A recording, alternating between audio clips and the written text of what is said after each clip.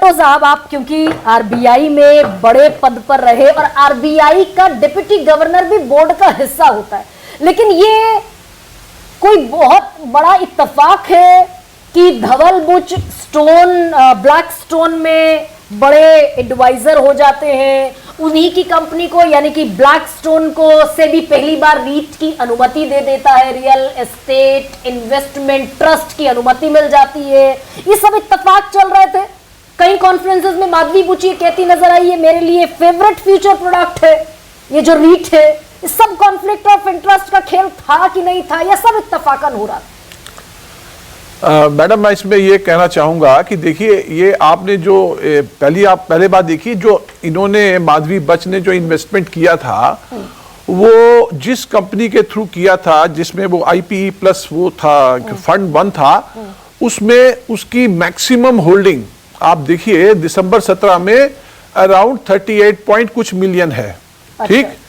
अच्छा, ये दिसंबर 17 की मैं बात बता रहा हूं, और इनका टोटल फ्लोज में इनका 1.5% इस कपल का, मतलब माधवी बच और उसके हस्बैंड का, उसमें फ्लो का 1.5% है।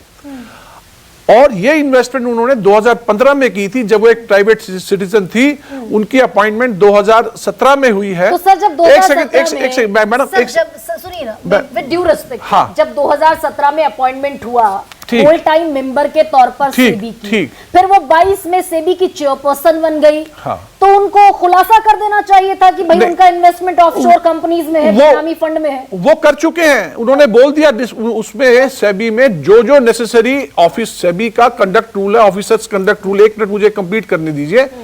उसमें उन्होंने नेसेसरी डिस्क्लोजर किए हुए हैं, नंबर 1, और एक्यूजल्स भी किए हुए हैं, जहां जहां ब्लैकस्टोन का उससे रिलेटेड मामला जो पब्लिक डोमेन में इंफॉर्मेशन है, उसमें उन्होंने क्लियरली लिखा है कि उन फैसलों में माधवी बुच अपने आप को अलग कर लेती थी, हाँ, और वो उसमें, और सेबी बोर्ड ने सारे डिसीजन लिए, 300 सर्कुलर्स इश्यू किए हैं उन्होंने। सर, अगर ये सर्कुलेटेड फैक्ट होता तो आज मेंबर बनने के 1 हफ्ता पहले वो जो मॉरिशस में ईमेल किया धवल बुच ने कि भाई मेरी पत्नी को अलग कर दीजिए, मुझे अथॉरिटी दे दीजिए इस पूरे, मैडम